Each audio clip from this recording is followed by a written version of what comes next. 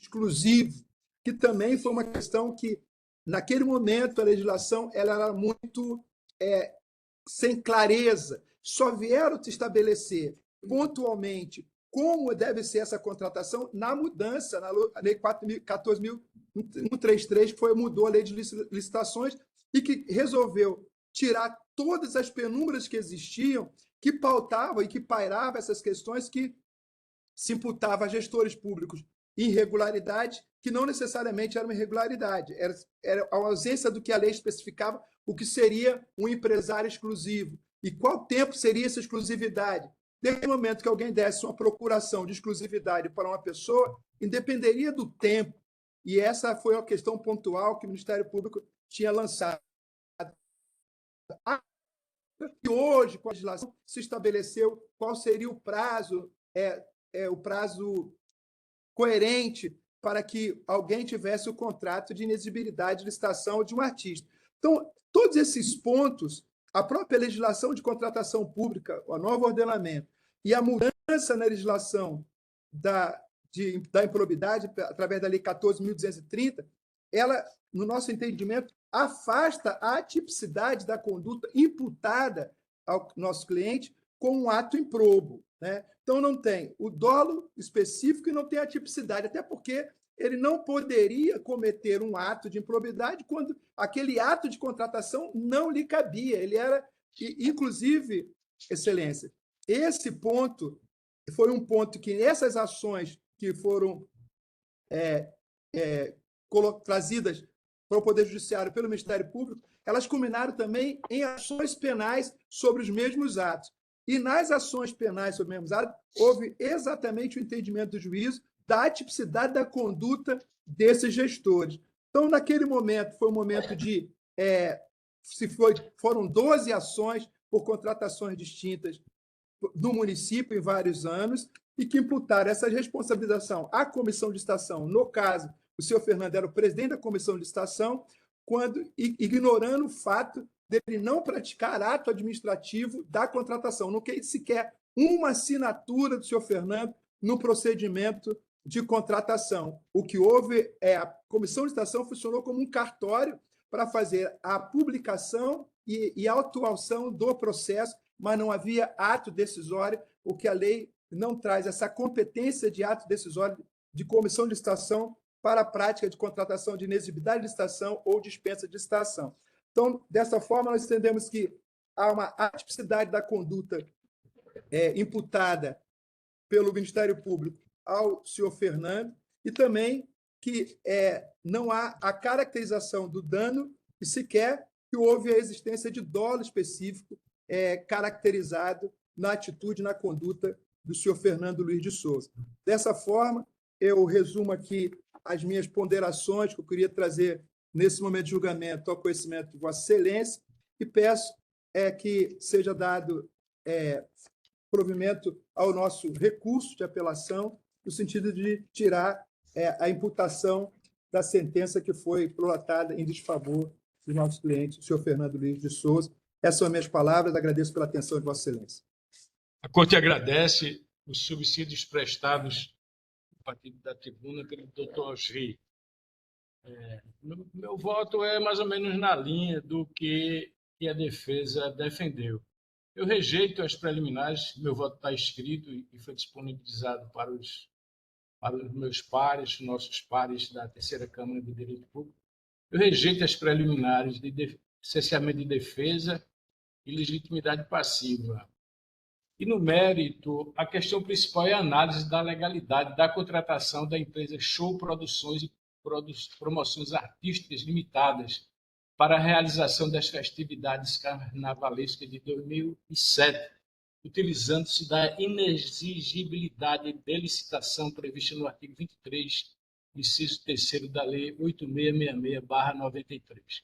Conforme o referido dispositivo, a contratação de serviços artísticos por inexigibilidade de licitação é permitida apenas quando houver inviabilidade de competição, o que pressupõe a existência de empresário exclusivo e a contratação de artista por crítica especializada e pela opinião pública. Contudo, no caso em análise, as cartas de exclusividade apresentadas pela empresa Show Produções não comprovaram a exclusividade de forma contínua, mas apenas para datas e horários específicos. Então, o procedimento configura clara tentativa de burlar o processo licitatório, pois a exclusividade deve ser permanente e não apenas restrita a um único evento. Ademais, já estou comprovado que a empresa contratada era de caráter recente e não possuía estrutura para gerenciar artistas com a notoriedade exigida pela legislação. A ausência de justificativas adequadas para a contratação direta e a falta de comprovantes de exclusividade caracterizam a violação dos princípios da administração pública, tais como a moralidade, legalidade e impessoalidade, previstos no artigo 37 da Constituição Federal de 1988. Contudo, para que se configure o ato de improbidade administrativa, a legislação e a jurisprudência exigem a comprovação do dolo específico, ou seja, a intenção deliberada dos agentes em fraudar a lei e causar prejuízo ao erário ou desviar os princípios da administração pública. No presente caso, embora tenha havido a prática de atos em desacordo com as normas licitatórias, não há nos autos elementos suficientes para demonstrar que os agentes envolvidos agiram com propósito deliberado de lesar o erário ou obter vantagens indevidas. A contratação irregular, por si só, sem a demonstração de má-fé ou dolo específico, não configura nos termos da Lei 8.429 de 92 o ato ímprobo que justifique as penalidades impostas. Em conclusão, eu dou provimento parcial ao recurso, afastando a condenação por improbidade administrativa e anulando as sanções impostas. É como voto, o meu voto consta do sistema que foi secundado pelo voto dos eminentes desembargadores Itamar Pereira e Carlos Moraes. Me sinto, portanto, apto a proclamar o julgamento. E o faço da seguinte forma: a unanimidade de votos foi dado provimento parcial ao recurso nos termos do voto do relator. Na sequência, em condição de julgamento, consta o processo 32.594, visto 48 de 2024, também da minha relatoria, e consta pedido de sustentação oral do Dr. Robson Cabral Menezes, representando o agravante Gerlane Ferreira da Silva. O Dr. Robson se encontra presente. Bom dia, eminente relator. Bom dia, Sou bom dia, doutora Bruna, represento o escritório Dr. Robson Menezes, certo? Tenho subestabelecimento e procuração nos atos e vou realizar sustentação oral para defender o direito do menor. Vossa Excelência, sendo dispensada a leitura do relatório, peço que decline seu nome, número da OAB, parte que representa, e feito isto, terá o prazo de 15 minutos para a sustentação oral. Perfeito. Com a palavra, doutor. Posso começar? Pode começar. Bruna Beatriz Silva Justino, OAB 62349, OABPE. Estou representando o menor Miguel Ferreira Cabral, representado neste ato por sua genitora. Bom dia, excelentíssimo senhor presidente, eminente relator, ilustres desembargadores, colegas advogados e servidores desta casa, senhoras e senhores presentes, os meus mais cordiais cumprimentos. O feito originário, ele se trata de um pedido de cobertura integral para o tratamento de TEA, transtorno do espectro autista, do agravante, o menor Miguel, conforme a prescrição da sua médica assistente, a doutora Vanessa Asfra, conforme o laudo já acostado aos autos do processo originário. Pois bem, ao cotejar os autos, os fatos e provas apresentados, o juízo de primeira instância lhe deferiu de forma parcial a tutela, indeferindo a cobertura do fornecimento do assistente terapêutico, o auxiliar terapêutico, certo? Chamado acompanhante terapêutico, bem como a terapia de musicoterapia. O juiz Acor também entendeu que o fornecimento deve se dar na rede pública, inclusive a disponibilização de consulta com o neuropediatra. Contudo, tal decisão merece reforma, haja vista que o Estado não tem disponibilidade de fornecimento.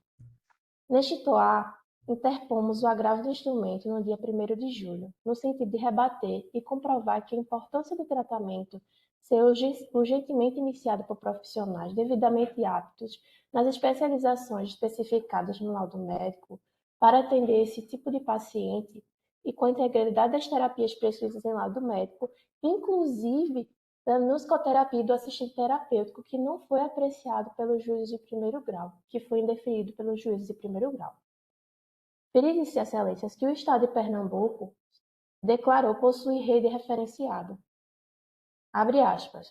Vale destacar que o SUS possui em sua rede credenciada clínicas adequadas ao tratamento de transtornos, inclusive autismo, abrangendo terapia ocupacional, fonoterapia e psicoterapia, entre outros serviços.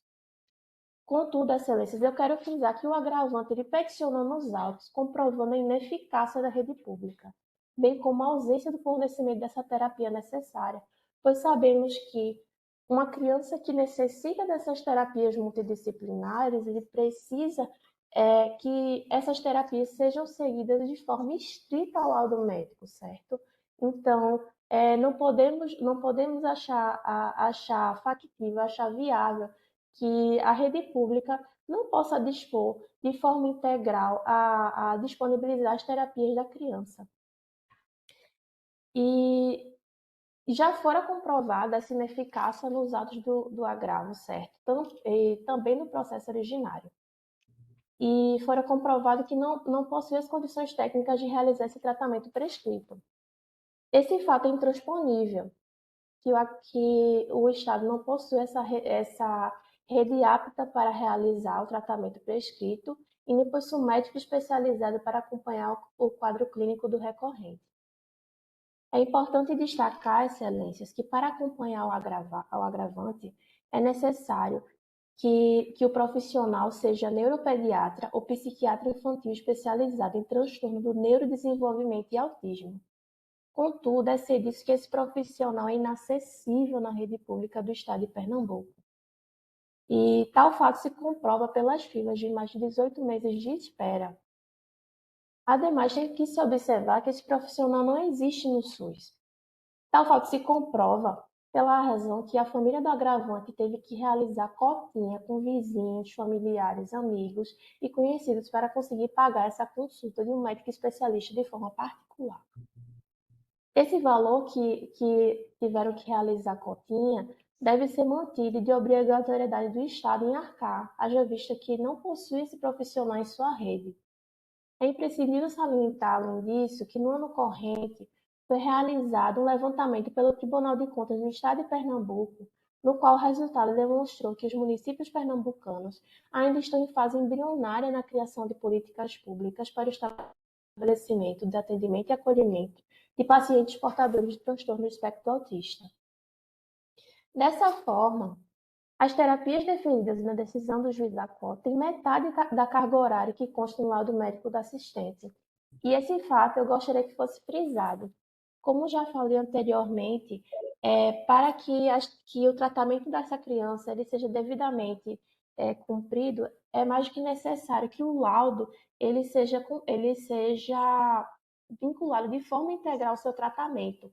Contudo, as terapias disponibilizadas a essa criança foram disponibilizadas de forma reduzida em 50% pelo juiz de primeiro grau. Em todas as terapias, o laudo médico ele me passa 4 sessões de uma mesma terapia e ao juiz de primeiro grau atribuiu seara de que não era sua, ou seja, integrou a seara médica e reduziu as terapias em 50%. Sem nem mesmo mencionar as terapias que não foram deferidas, qual seja a musicoterapia, que já falei anteriormente, e o assistente terapêutico. Dessa forma, excelências, não se pode colocar em xeque a prescrição constante do laudo e nem mesmo a qualificação da médica assistente, visto que é a necessidade real da parte autora. Estamos tratando da dignidade da pessoa humana de uma criança que é uma criança com deficiência. Estamos tratando do direito à vida, direito à saúde de uma criança. Além disso, no tocante à musicoterapia, que foi uma das terapias que foi negada pelo juízo da qual, a musicoterapia ela objetiva desenvolver potenciais e restabelecer as funções do indivíduo, para que ele possa alcançar uma melhor integração intra-interpessoal e, consequentemente, uma melhor qualidade de vida. Já com relação ao assistente terapêutico, esse assistente ele utiliza de técnicas para ajudar ao indivíduo a se expressar e também a desenvolver habilidades alternativas de comunicação, estimular a interação social, ensinando habilidades sociais básicas para iniciar uma conversa tranquila. Estamos tratando de uma criança que ela está no seu período de maior neuroplasticidade. Inclusive, vale salientar que poderíamos estar falando também da perda de uma chance, porque enquanto que essa criança teve o seu tratamento interrompido ante a incapacidade da rede pública de fornecer o tratamento, esse período de neuroplasticidade cerebral dessa criança não vai voltar atrás. Esse período em que a criança poderia estar adquirindo novas habilidades, poderia estar aprendendo novas habilidades, essa criança ela não vai poder recuperar isso, certo? E eu acredito que isso que tem que ser salientado. Essas terapias que não foram concedidas em tutela, elas são tão necessárias e indispensáveis quanto as demais, que foram deferidas. E ainda assim, as demais terapias foram deferidas em sua metade, ou seja, com redução de 50% do laudo médico. De acordo com as teses fixadas no acordo do incidente de ação de competência, o IAC, já conhecido por esse douto tribunal, ele determina que o tratamento do autista ele deve ser integralmente custeado pelos planos de saúde e pelo ente federativo competente. Permissão máxima vênia, excelentíssimo desembargador relator, a falta de tratamento adequado vai atrasar gravemente o desenvolvimento dessa criança. E assim vai prejudicar o seu prognóstico, causando-lhe perdas irreparáveis em seu estado de saúde. No mais, resta comprovado nos autos que a rede pública não possui nenhuma condição de atender às necessidades do agravante, devendo haver o custeio de consulta com médico especialista particular, bem como a necessidade do agravante em ter deferido a integralidade das terapias, inclusive da musicoterapia e do assistente terapêutico com médico particular. É importante reiterar o perigo de dano, a fumaça do bom direito e a irreversibilidade da medida que favorecem o agravante, que diagnosticado tardiamente e tendo seu tratamento interrompido ante a incapacidade da rede pública do Estado de Pernambuco em fornecer o tratamento multidisciplinar que persegue, corre o risco de perdas significativas em seu prognóstico evolutivo, caso não tenha acesso integral a essas terapias. Diante disso, eu concluo minha sustentação requerendo o provimento integral do agravo do instrumento, face à necessidade de realização da integralidade do tratamento para o transtorno do espectro autista, conforme a prescrição médica e mediante clínica e profissionais capacitados e de confiança da família. Obrigada. A Corte agradece os subsídios prestados a partir da tribuna pela causídica e o meu voto está disponibilizado para os pares, desembargador Itamar e desembargador Carlos Moraes, e é na mesma linha da peça de defesa. E eu realço que, no presente caso, o laudo médico é claro ao apontar a necessidade de um tratamento multidisciplinar, incluindo a musicoterapia e o acompanhamento escolar para garantir a evolução satisfatória do quadro clínico do agravante. Assim, qualquer limitação ao fornecimento das terapias prescritas pelo médico assistente colocaria em risco o direito fundamental à saúde da criança. Trago em abono a esta tese aresto jurisprudencial e dou provimento ao agravo do instrumento para incluir a musicoterapia e o acompanhamento especializado escolar no tratamento multidisciplinar ao qual o agravado, o Estado de Pernambuco, já estava obrigado a custear e fornecer ao autor agravado, por força da decisão a qual ora combatida, de forma que deve ser mantida a decisão agravada com os adendos que eu já referi atrás. E manter a decisão em todos os seus termos. É como voto, meu voto foi secundado pelos eminentes pares, desembargador Itamar e o desembargador Carlos Moraes, e eu me sinto apto a proclamar o resultado. A unanimidade de votos foi dado provimento ao agravo nos termos do voto do relator. A doutora pode estar autorizada a se ausentar, se assim for o seu interesse. Obrigado, doutora. Obrigada. Bom dia. Bom dia. Consta ainda, na sequência, em condições de julgamento, o processo 0050.116-52 de 2006, da minha relatoria, com pedido de citação oral pelo doutor Tiago Díglio Abrantes da Silva. Doutor Tiago, se encontra presente? Sim, estou presente, Excelência. Então, Vossa Excelência, caso dispense a leitura formal do relatório, terá o prazo de 15 minutos. Peço que antes decline seu nome, número do AB, parte que representa, e, feito isto, terá o prazo legal para a sua sustentação oral. Com a palavra, doutor Tiago. Boa tarde, Excelência. Meu nome é Tiago Giglio, meu AB é 167423, do Rio de Janeiro.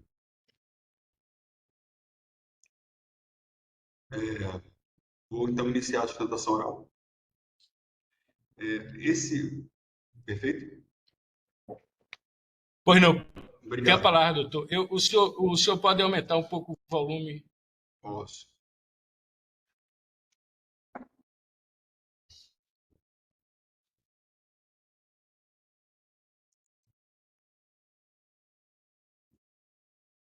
Excelência, bom. O caso de hoje é uma apelação interposta pela GR Serviços de Alimento. Vossa Excelência consegue me ouvir bem ou não? Eu não estou lhe ouvindo bem, doutor Tiago. Vossa Então, eu vou Excelência colocar pode falar mais fone, perto só um do minutinho. Só um microfone? minutinho, vou colocar o fone de ouvido, que acho que vai facilitar.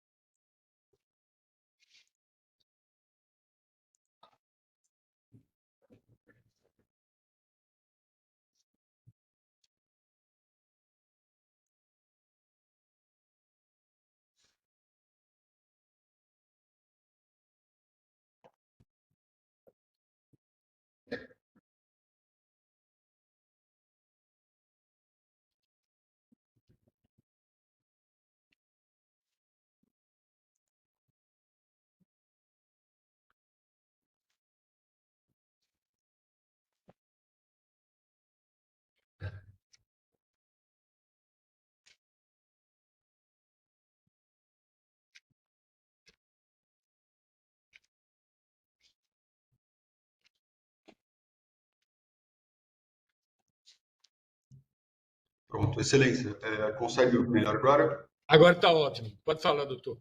Decline seu nome, número do AB, parte que represente e terá o prazo de 15 minutos para a sustentação oral. Tá ótimo, Excelência.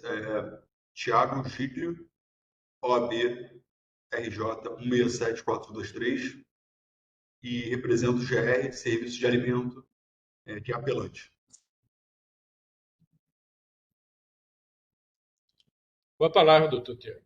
Obrigado. Excelência, esse caso é uma apelação que foi interposta pela GR Serviços de Alimentação, com o seguinte objetivo: que fosse concedida a ela o crédito presumido, que é concedido a vários restaurantes que prestam serviço de fornecimento de alimentação a terceiros. Tal qual ocorre com os bares e restaurantes, a GR ela trabalha como? Ela trabalha na cantina de empresas. Então, ela também fornece alimentos e bebidas para os funcionários, as pessoas físicas que trabalham das empresas. O que se pede por meio dessa ação é que, pelo princípio da isonomia, seja reconhecido o direito da GR, Serviço de Alimentação, a usufruir desse crédito presumido de 60%, que é concedido a vários restaurantes.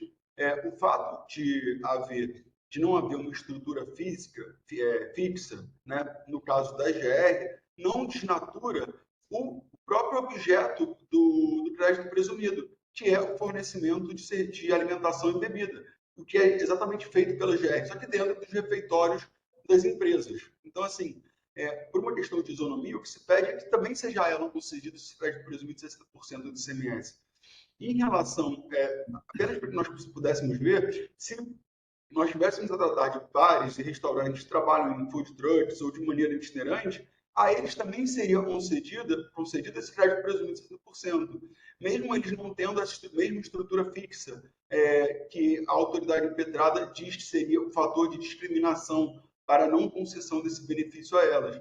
E mais ainda, existe um outro fator que é importante. Quando nós falamos aqui desses bares e restaurantes, não existe uma limitação do tipo de atendimento que esses bares e restaurantes fazem. Então, nós podemos tratar de um bar pequeno, que serve pessoas mais simples, ou podemos também tratar de bares que estão na orla do Recife, ou em hotéis, que também prestam esse serviço de alimentação e fornecimento de bebida a pessoas de muita alta renda, pessoas com condições muito altas. Ao passo que a própria empresa, a GR, ela trabalha muitas vezes em restaurantes e cantinas de empresas que estão submetidas, que firmaram acordo no âmbito do Programa de Alimentação do Trabalhador, em que há o fornecimento de alimentação para pessoas que ganham até 5 salários mínimos.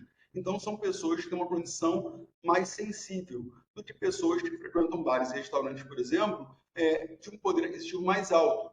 Então, assim, o ponto é que não há um critério de discriminação que seja minimamente razoável ou previsto na legislação, há apenas a interpretação da autoridade impetrada, mas não há um critério que esteja previsto na legislação, e muito menos que esse critério seja um critério razoável para que a empresa, que também fornece serviço de alimentação para pessoas físicas, exatamente como ocorre no caso, ela não tem direito a esse crédito presumido do ICMS. Isso viola de maneira mais simples, básica, o princípio da isonomia, ou seja, trata pessoas que estão na mesma situação de forma diversa. E é exatamente aquilo que se tem. Então, é por esse motivo, por esse fundamento principal, e analisando também a sensibilidade do caso, das pessoas que são atendidas, das pessoas físicas que são para as quais a GR recebe esse alimento, que muitas vezes são pessoas que têm uma situação mais delicada socioeconomicamente, que se pede que seja a elas concedido o mesmíssimo tratamento que se concede a absolutamente todos os bares e restaurantes que estão presentes no Estado. Então, por essas razões, se pede o provimento do recurso, para que seja reconhecido o direito da GR a esse crédito presumido de 60%, e também a compensação ou a restituição dos valores que foram indevidamente recolhidos diante dessa diferença de recolhimento. Então, por essas razões, se pede o provimento desse recurso de apelação. Muito obrigado, Excelência. A Corte agradece os subsídios prestados a partir da tribuna por Sua Excelência, doutor Tiago. Consta também pedido de sustentação oral pelo doutor Rodrigo Tenório Tavares de Melo, representando o Estado de Pernambuco. Com a palavra, doutor Rodrigo, decline seu nome, número do AB, parte que representa, e feito isto, terá o prazo de 15 minutos para a sua sustentação oral. Me escuta, desembargador? Escuto bem. Bem, Rodrigo Tenório Tavares de Melo, ADPE 35118, pelo Estado de Pernambuco.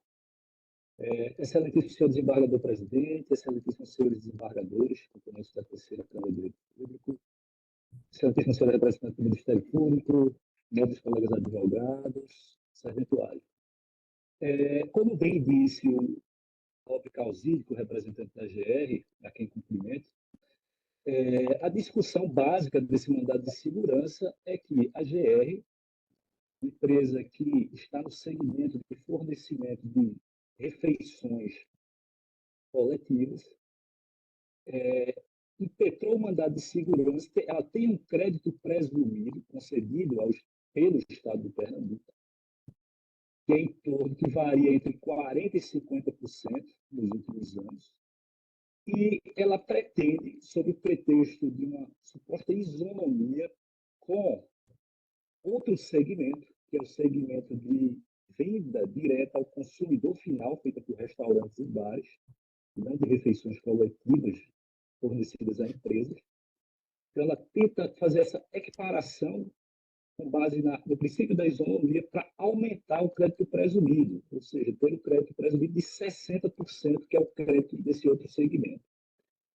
Em primeiro grau, foi denegada a segurança, porque, efetivamente, o próprio magistrado de primeiro grau percebeu, como o Estado de Pernambuco demonstrou em suas informações ao mandado de segurança, que não há qualquer oferimento ao princípio da isonomia, considerando basicamente duas questões. Em primeiro lugar, que são segmentos diversos. Não há como a GR ser uma empresa que fornece refeições coletivas, ou seja, ela está inserida nessa atividade econômica, ela recebeu o benefício de outra atividade econômica que trabalha de forma diversa, diferente, que é a dos restaurantes e bares que fornecem diretamente a refeição ao consumidor final.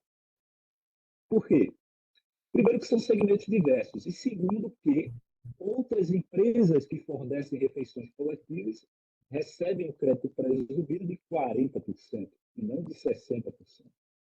Então, uma vez que se conceda esse aumento do crédito presumido da GR, na verdade, o efeito final disso vai ser uma quebra da isonomia em relação às demais empresas de refeições coletivas que estão na atividade econômica da GR.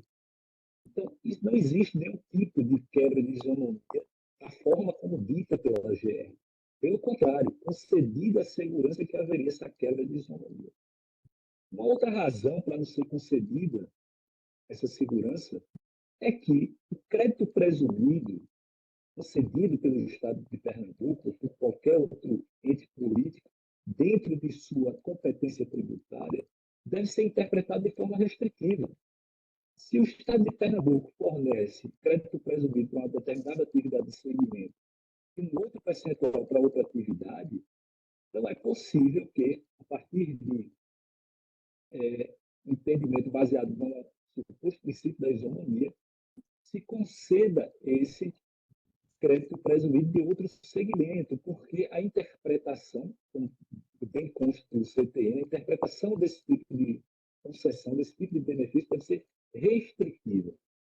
E nas contrarrazões, a apelação, nós colocamos o entendimento do Supremo Tribunal Federal, que deixa isso claro em relação à concessão de benefício fiscal. Peço licença para ler rapidamente um trechinho da decisão da ministra Rosa Weber, no recurso extraordinário 101.0977, agravo regimental do recurso extraordinário.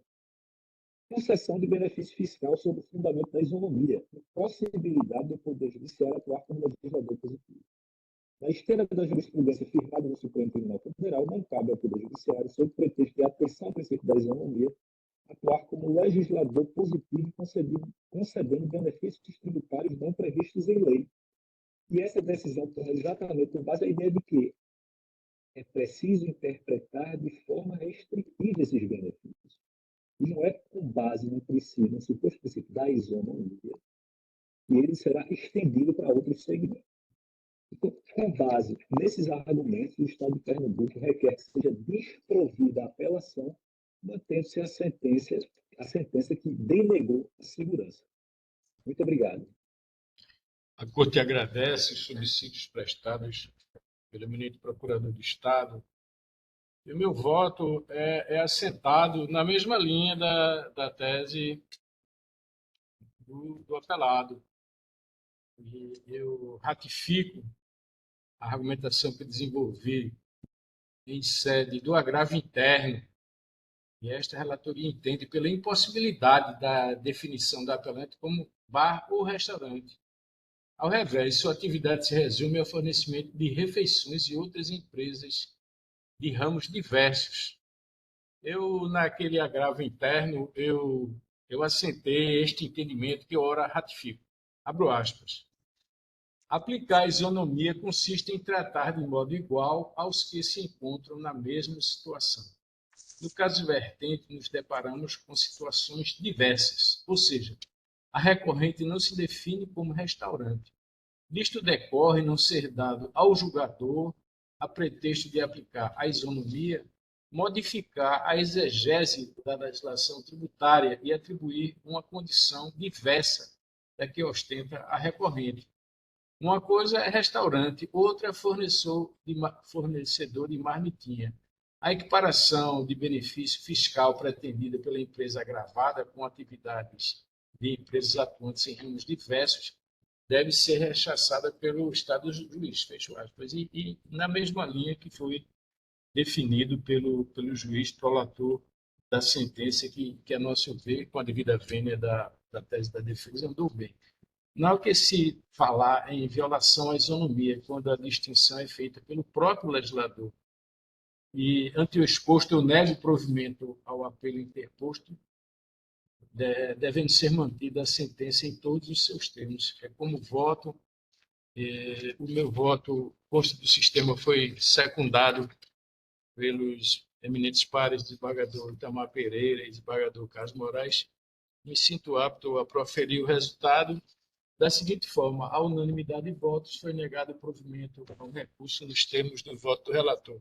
Eu agradeço a participação dos eminentes causídicos e, se assim o desejarem, pode se retirar da sala. Muito obrigado. Bom dia a todos. Bom dia, senhores advogados. Consta em condições de julgamento ainda o processo número 6 da ordem da pauta, da relatoria do desembargador Carlos Moraes. É o processo 1073-62 de 2004.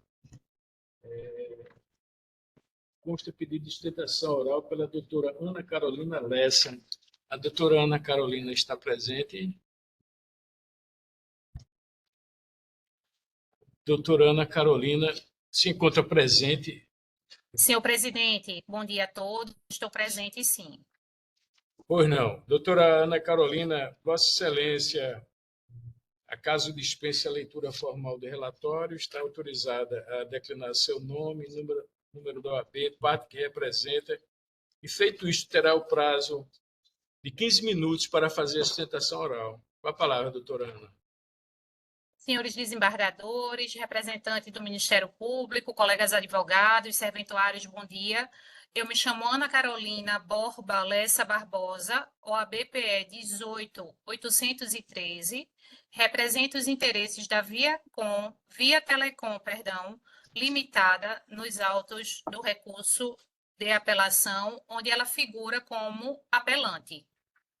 Excelências, este processo, ele conta com mais de 10 anos de ajuizamento e a ação sequer teve o seu mérito apreciado. É uma ação, na origem, ajuizada contra o município de Abreu e Lima, onde se persegue um crédito não pago, faturas de serviços realizados e não pagos. Além disso, se persegue também danos emergentes. Mas, desde o nascedouro da ação, que a Via Telecom, ora apelante, ela não consegue ter acesso ao judiciário. Há 10 anos que ela tenta que o seu pleito seja conhecido pelo Poder Judiciário de Pernambuco para enfrentar o mérito, se de fato lhe é devido o pagamento da fatura em aberto, de medições realizadas e não pagas e de eventual danos emergentes. Nós temos, neste caso, que se encontra na mesa de julgamento, excelências, uma verdadeira violação do princípio do acesso ao judiciário. E explico. A empresa requereu a concessão da justiça gratuita. Foi solicitada a comprovação de documentos que demonstrassem a sua situação de vulnerabilidade empresarial E, de fato, a empresa, em razão deste contrato celebrado com a Prefeitura Municipal de Abreu e Lima, e diante do não pagamento, a empresa praticamente quebrou. E ela demonstrou isso nos autos. O magistrado de primeiro grau, ao apreciar, entendeu que não estavam presentes os requisitos e determinou a apresentação de pagamento da guia de pagamento do recolhimento das custas. A empresa requereu o parcelamento.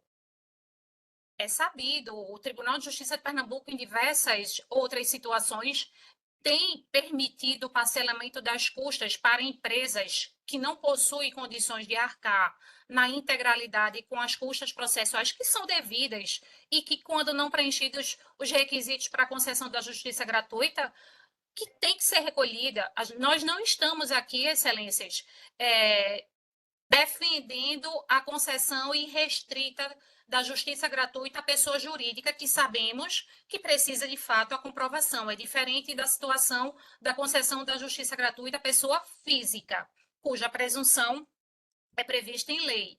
Nós estamos diante de um caso concreto que houve pedido de parcelamento das custas processuais e, em decisão surpresa, o magistrado de primeiro grau extinguiu o processo sem ter permitido ou sem ter possibilitado uma contra-argumentação de como este parcelamento das custas iniciais se daria no caso concreto.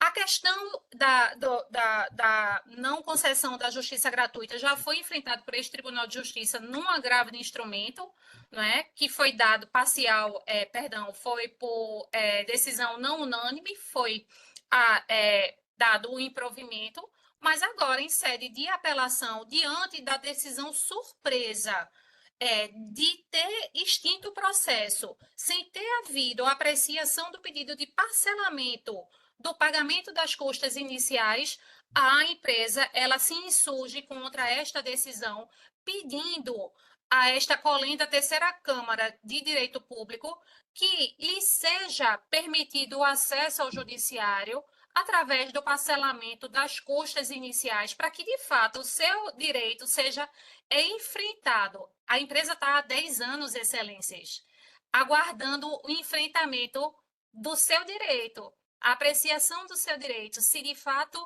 lhe é devido o valor requestado na ação de cobrança. E encontra uma barreira que, no seu sentido, está sendo intransponível de acesso ao judiciário em razão do não deferimento do parcelamento das custas que foi requerido no bojo do processo. São essas considerações, excelências, que eu trago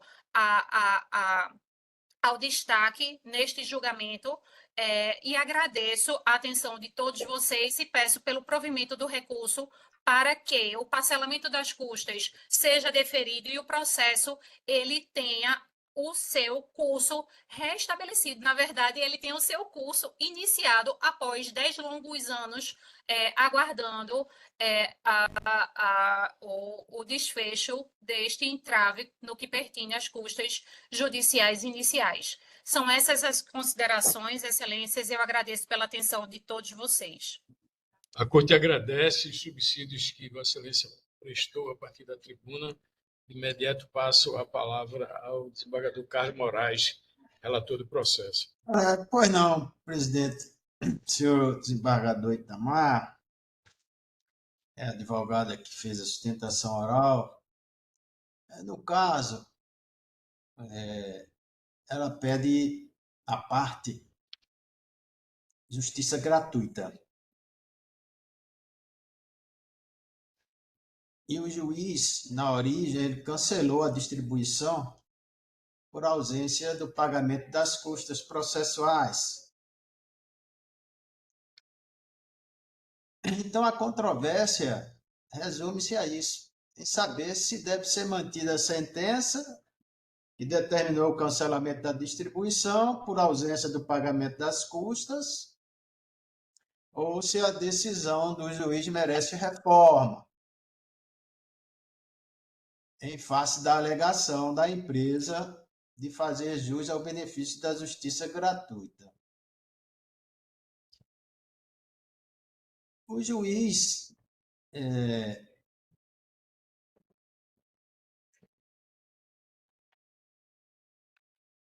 determinou a intimação da empresa para efetuar o recolhimento das custas após ter indeferido a gratuidade da justiça pleiteada. O juiz deu uma decisão que está aí no ID, acostada aos autos, dizendo o seguinte: em face do exposto, por reputar ausentes os requisitos essenciais previstos na lei, com base no artigo 5º e 8º da Lei 1060/1950, indefiro o pedido de benefício da justiça gratuita, devendo a parte autora ser intimada para recolher as custas no prazo de 10 dias. A autora foi intimada dessa decisão por intermédio de seus advogados, etc. Decorrido o prazo assinalado pelo juiz, o recolhimento das custas não foi efetuado. E daí a decisão do juiz de cancelar a distribuição e extinguir aí o processo sem resolução do mérito.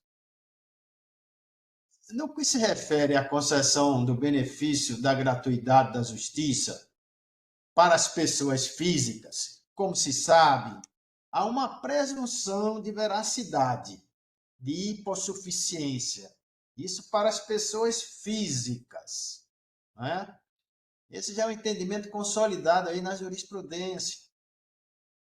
Com relação às pessoas jurídicas, que é o caso, há uma necessidade, né, de que essa demonstração de hipossuficiência seja comprovada. Deverá ser feita através de documentos, né, idôneos, capazes de comprovar a incapacidade da empresa de arcar com as custas e demais despesas processuais, incluindo aí os honorários advocatícios, se for o caso de ocorrer uma sucumbência. Essa ação de seção civil aqui do Tribunal de Justiça tem até uma súmula aqui no âmbito do Tribunal de Justiça nesse sentido.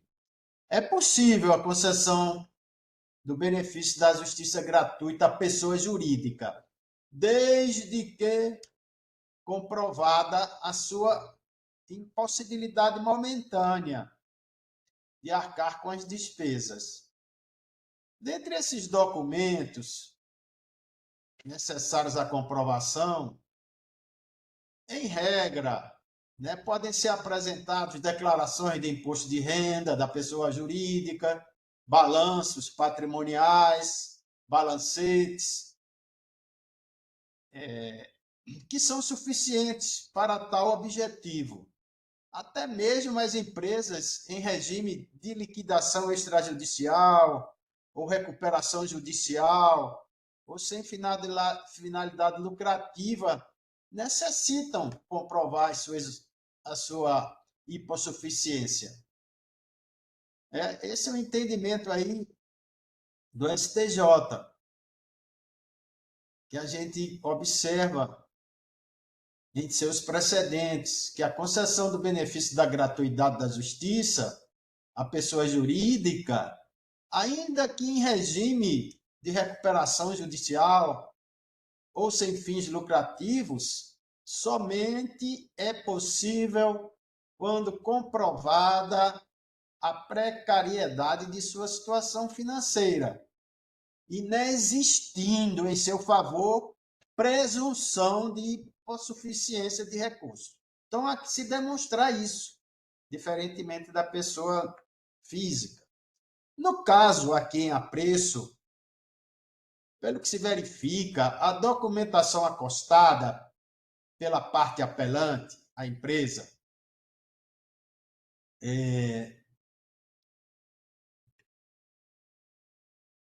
o seu pedido inicial, tanto que, além do contrato de prestação de serviços de engenharia e seus 4 termos aditivos, que foram celebrados com o município apelado, o que se vê é que esse contrato, está aí, a prova acostada aos autos, é um contrato que envolve mais de 2.700.000 reais. Quer dizer, é um contrato de uma quantia para um município, né? E também aqui para o que se tem como usual, uma cifra bem elevada. Então, o objeto do contrato que a empresa tem com o município, que visa obras de urbanização, tem esse valor, o que já chama a atenção de que não se trata, né, de qualquer empresa ou de um contrato de baixo custo. Então, foi juntado também documento da diretoria de obras do município de Abreu e Lima, contendo a discriminação dos serviços do orçamento, notas fiscais relacionadas a materiais e serviços, tudo está aí acostado aos autos.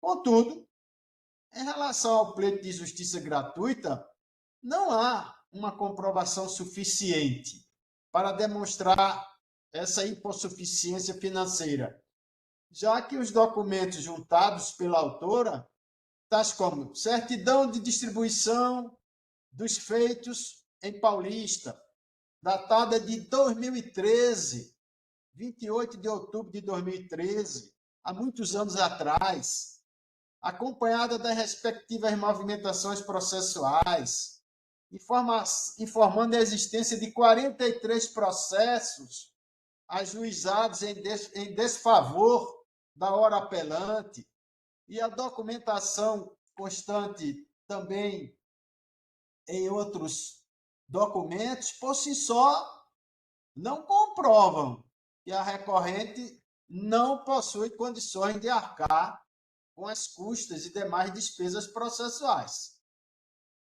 Então, sobre essa falta de comprovação, eu destaco trechos até da manifestação ministerial que está aí, constante nos autos, que diz o seguinte: no caso dos autos, todavia, trata-se de pedido formulado por pessoa jurídica, caso em que, não havendo a mesma presunção legal, a parte interessada precisa comprovar, desde logo, essa incapacidade financeira de arcar com as custas processuais.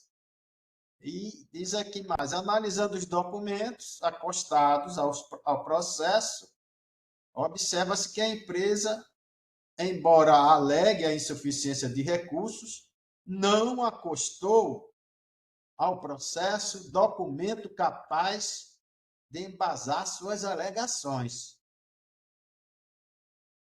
Frise-se que a questão da capacidade econômica da empresa apelante para arcar com as custas também já foi objeto de apreciação pelo Tribunal de Justiça de Pernambuco nos autos do agravo de instrumento 3685, dígito 11, de 2016, ocasião em que o relator desse processo consignou em seu voto que a parte requerente não juntou aos autos provas que comprovassem a sua hipossuficiência. Destacou ainda, naquela ocasião, que o julgador não foi comprovado, através de balancetes ou outro documento, a incapacidade econômica de arcar com os encargos legais do processo. Nesse contexto, né, foi negado provimento ao agravo. Quer dizer, essa questão já chegou aqui outra vez e opinou aqui o Ministério Público, né, pela não concessão dessa justiça gratuita. Como bem observado, senhores desembargadores, pela douta Procuradoria de Justiça, que se subscreveu aí o referido opinativo, essa questão já foi posta em análise aqui na Terceira Câmara de Direito Público, né? Por ocasião desse agravo de instrumento que eu citei, interposto contra a decisão interlocutória do juiz Acó, que no início do processo indeferiu o pedido de gratuidade da Justiça e determinou a intimação da parte autora para recolher as custas.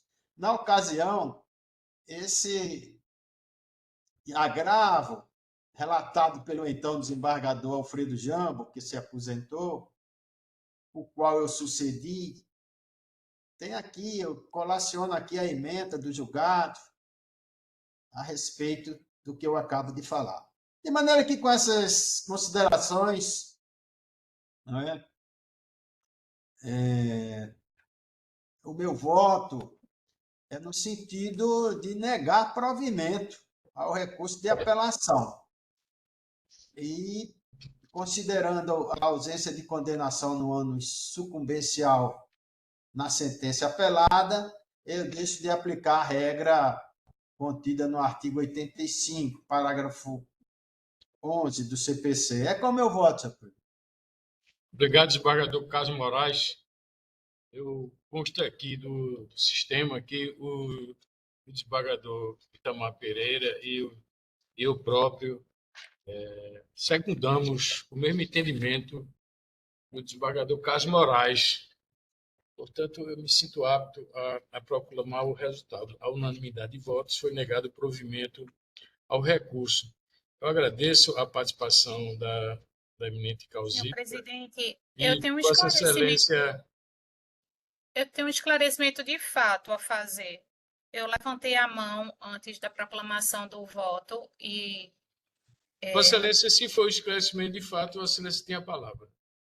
sim, senhor presidente, há um requerimento nos autos, o ID é o 36664434, onde se requer o parcelamento das custas iniciais.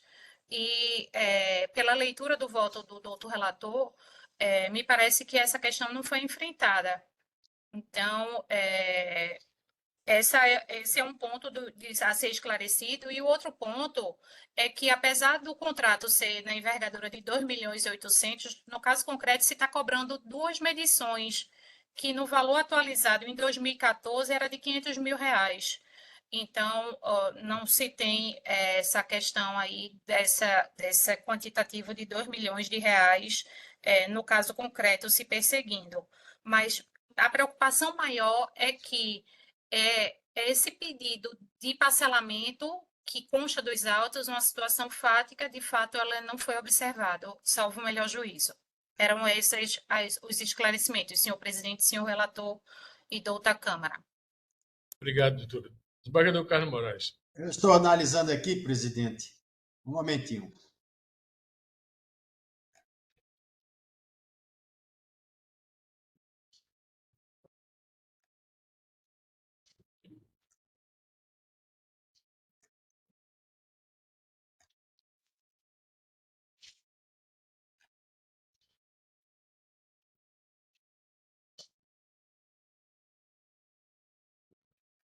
Inicialmente, o que consta aqui nos autos, está aí no ID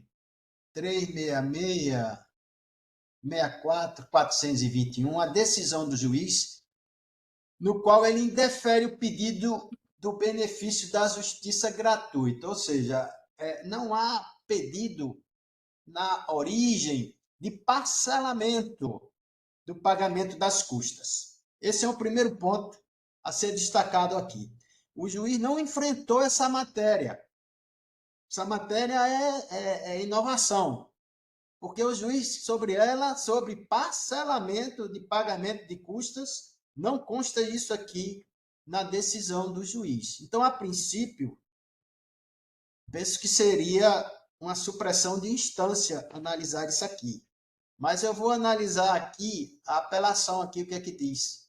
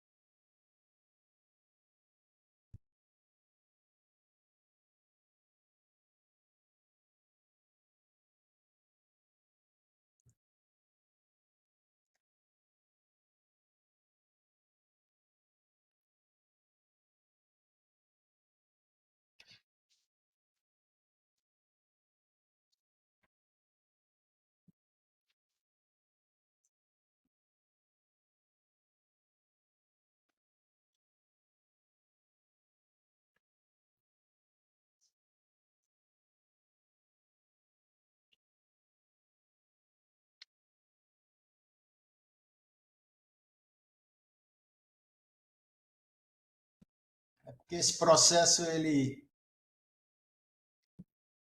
Ele foi digitalizado, digitalizado. Aí Excelência. está demorando Isso, aqui um pouco. Espera aí. isso. O senhor quer o ID da apelação? Pode não, pode dizer. É o de número 36664509.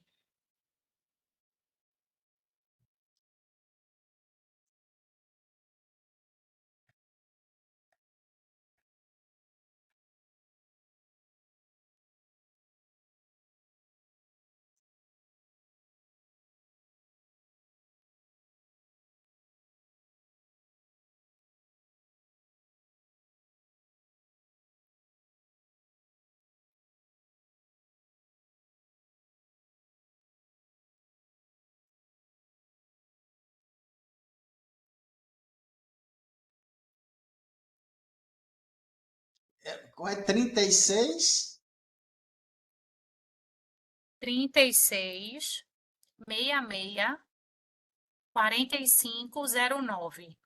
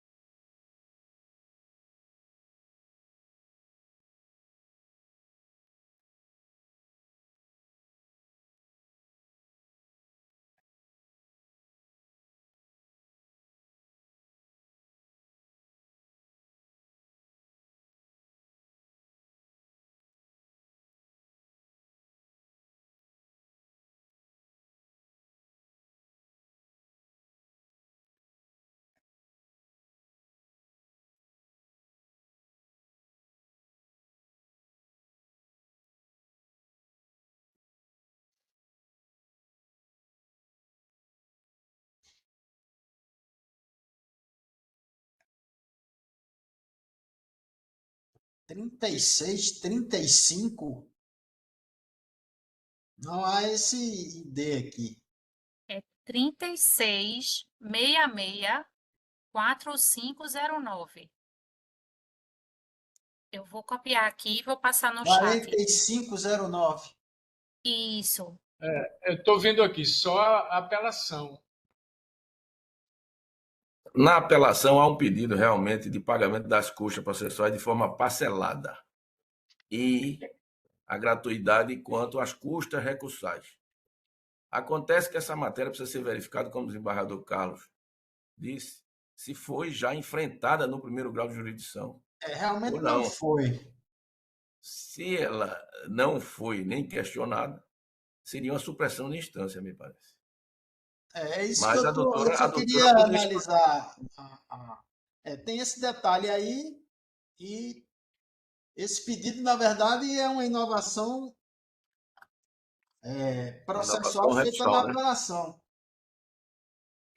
Se esse pedido de forma parcelada não foi feito no primeiro grau de jurisdição, não é? Não Ele poderia não ser foi trazido na enfrentado no apelação. primeiro grau. Isso. Ele não foi enfrentado. Houve pedido no primeiro grau de pagamento Não parcelado das houve. custas? Não, Não não houve. houve. Não Pronto. houve. Ele Então já está apenas, convertido. quando ele determinou o pagamento das custas, ele, ao invés de ter possibilitado Mas a pagamento de empresa forma requeriu, não, parcelada, doutor? A empresa requereu lá, o juiz, esse parcelamento? Não, Excelência, mas a empresa esperava que, em razão do princípio da cooperação, não Mas, houvesse a extinção do mas se é processo de se é um pronto. fato que tem que ser provado, a empresa deveria ter, né, No requerido isso. entendimento da empresa, a documentação acostada aos autos era mais do que suficiente para a comprovação da concessão da gratuidade.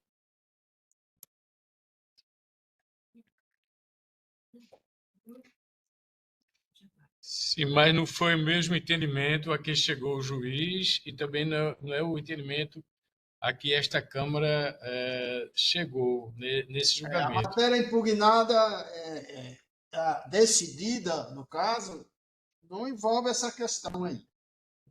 Do Do parcelamento. parcelamento. Ela, na verdade. Então, a Câmara Julgadora compete apreciar as matérias que foram devolvidas com a apelação. E essa matéria não foi devolvida. Então, Não não é cabível, segundo penso, a Câmara Julgadora apreciar uma matéria que não foi devolvida. Tanto é que, no meu voto, eu não me reportei a essa situação, porque ela não foi objeto de decisão do juiz. Então, o esclarecimento quanto à matéria de fato foi visto e a Câmara Julgadora decidiu por manter o julgamento sem enfrentar esse tema do parcelamento. E eu me sinto apto a proclamar o resultado. A unanimidade de votos foi negado o provimento ao recurso. Eu agradeço a participação de Vossa Excelência e a senhora, se o desejar, pode se ausentar da sala. Muito obrigado, doutora. Eu agradeço a atenção dos senhores, desejo um bom trabalho e vou pedir licença para me retirar. Tá, obrigado. Bom dia. Senhores desembargadores, esses eram os processos que tínhamos a julgar com pedido de sustentação oral. Consta ainda em condição de julgamento o processo número 2 da ordem da pauta, que é o 000655495 de 2003, da relatoria do desembargador Carlos Moraes. O processo número 5, que é o 54.766-74 de 2008, e o número 7, que é o processo 18.992-45.218. E eu, como tais feitos foram julgados à unanimidade, eu proclamo o resultado. A unanimidade de votos foram julgados tais feitos nos termos do voto da relatoria. Eu penso que assim esgotamos nossa pauta de julgamento. Agradeço a presença e a participação de todos, especialmente o desembargador Itamar Pereira, que vem aqui substituir o desembargador Luiz Carlos. Abraço a todos. Se não houver nenhuma declaração ou aporte a fazer. Vamos ter sessão na próxima terça? Não, dia 19 não terá sessão. Hã? Não terá sessão, desembargador. Certo, eu até queria falar com você, porque a gente tem que colocar os votos para a pauta até o dia de hoje, é? Por conta do feriado, do dia 15 e do dia 20. A gente só tem 5 dias úteis. Aí eu tenho que a mandar última sessão virtual. Dia 25 tem que ser até hoje, viu? Vai ser no dia 25, é? 25.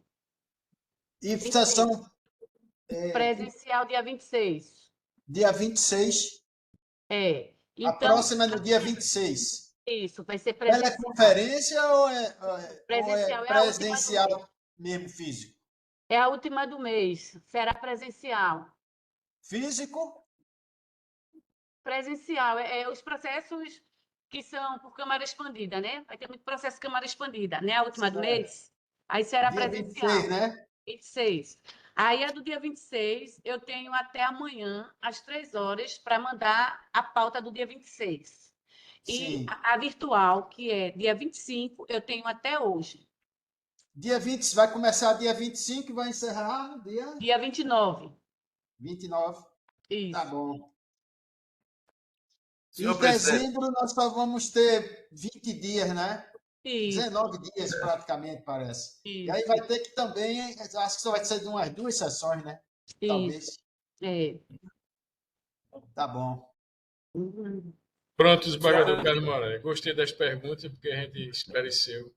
A gente se programa, né? Se programa. A gente se programa e faz o que puder. É senhor verdade. presidente Itamar, é só Itamar. para dizer que provavelmente eu não estarei mais na próxima sessão, a não ser que o desembargador Luiz Carlos não retorne no período programado. Salvo engano, ele estará ausente só até o dia 23. Mas eu queria externar mais uma vez a minha felicidade e meu agradecimento dessa acolhida maravilhosa, onde aqui a gente só tem um poço de conhecimento, de aprendizado. E a felicidade de compartilhar com os diletos amigos momentos assim de conhecimento.